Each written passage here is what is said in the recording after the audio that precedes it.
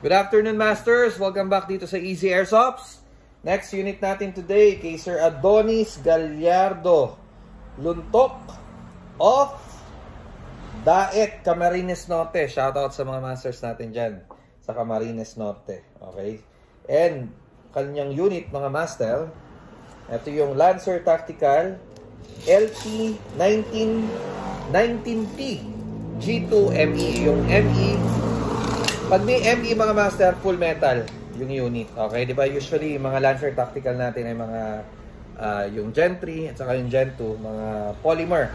Itong G2 ME ay full metal. Okay? So, again, kasama pa rin na hard case ito sa ngayon. Hindi pa natin sure yung mga bagong darating na batch kung magkakaroon pa rin ng hard case. Alright? So, yan, subukan muna natin. Nga pala, kasama rin, kinuha si Master na SP LiPo bat and SP charger and 0.28 gram BBs. Yan. Tapos, may kasama free, galing dun sa hard case niya. Nga pala, yun, naka-hard case po ito, ha.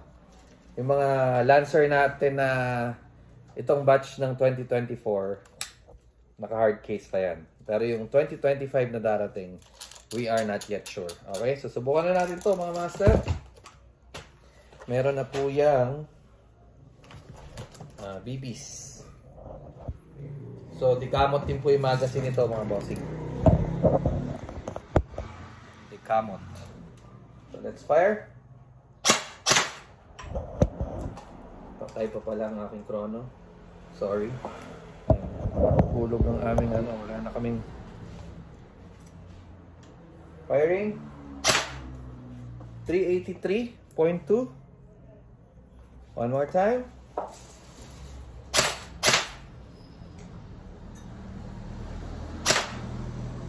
381.7.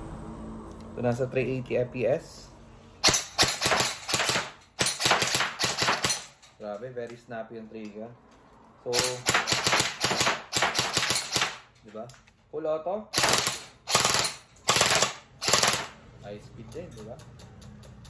Kamot. Firing. Taas din yung arrow F niya, mga Master. So, pag remove magazine, mga bossing, iputok nyo muna ng dalawang semi-auto. Ayun, kita nyo, may lumabas. To make sure na wala nang laman yung kanyang barrel. And para ma-relax na rin yung spring or ma-rest. Ma-relax talaga, no? Ma-rest yung spring.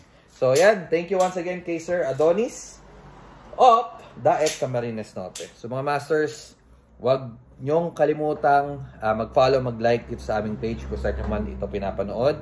And of course, tingnan nyo ulit yung mga susunod natin videos. And soon, soft opening pala ng Easy Pampanga, June 8. So sa mga taga-Norte, kita-kits tayo 4 PM onwards. Have a good day.